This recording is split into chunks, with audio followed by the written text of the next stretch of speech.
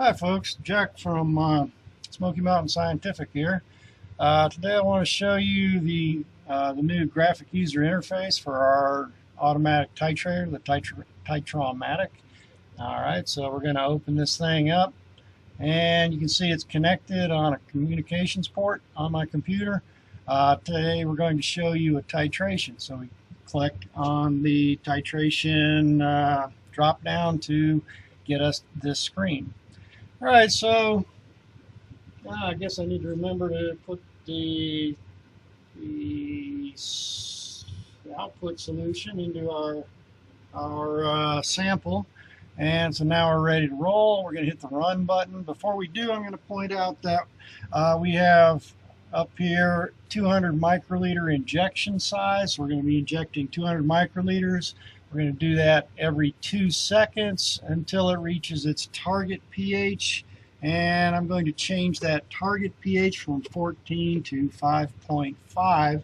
And that'll pause the experiment when it gets to a pH of 5.5. So let's hit the run button. It's now acquiring data. And you can see it started off with a pH just below 4. And the measured pH is increasing as we add more titrant. So we're adding sodium hydroxide solution to solution of potassium hydrogen phthalate, and the titration is progressing as you might expect. Okay, so what we're going to do is I'm going to, from time to time, stop, and I'm going to edit out data. So this experiment should take about 5 or 6 minutes, but the video should take a little less than that because I'm going to cut data. Of course, we're about to get to we have just now hit our target pH. We are above the target pH. We started out below, now we're above the target pH. So the experiment has paused. Okay, at this point we can hit the stop button and that will stop the experiment. Now, I don't want to do that because we want to continue to the end point. What we want to do is we want to decrease the size of our injection. So we're going from 200 microliters to 100 microliters, and we're going to increase our delay. That'll give us more accurate data. So going from 200 to 100 microliters gives us more resolution in the volume added, and going to 4 seconds will give us greater stability. Okay, so there's 2 points where I can screw up here. I can hit the stop button and that'll stop it. The other thing I can do that won't really have an effect is to hit the pause button to resume the experiment, but it won't resume as long as we are above the 5.5 target pH. So we're going to change that target pH to 13.0. And we're going to, let's change that back. Let's change it to 12.5 because that's a little less time will be consumed. Anyway, we're going to hit the pause button again. Now we have reinitiated the experiment, and it'll continue to acquire data.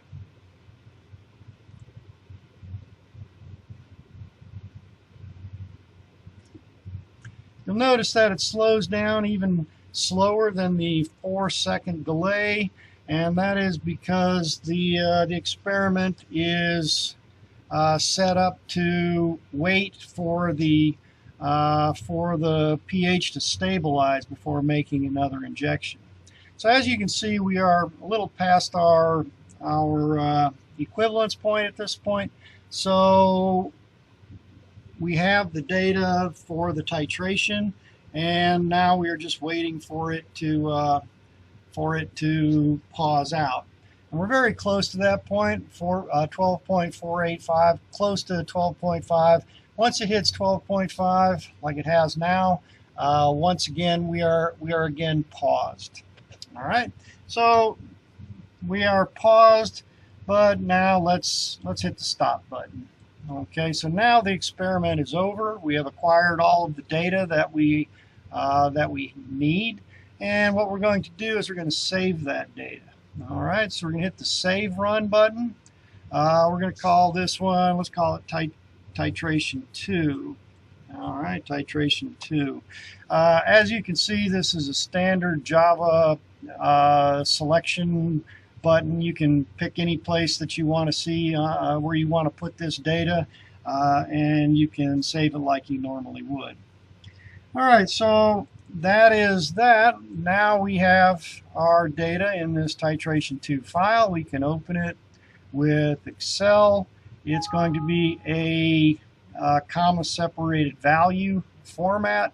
So here is what the data, the format is. We're going to go into data in Excel, and let's see, it's just off the thing here, text to columns. We're going to hit that button. We're going to convert this from a CSV file, so it's going to be delimited by commas. And once we have that, we can hit the finish button. And okay, so problem there is I didn't select the whole column. So let's do that again. Text to columns, delimited, next, comma, finish. There's data already there. Do you want to replace it? Yes. All right, so now we have this data in a format that we can manipulate. We can select the data with the volumes and the pHs in there, and we can turn that into an XY scatter plot, right? So just doing that, we end up with our data in a format that we can manipulate.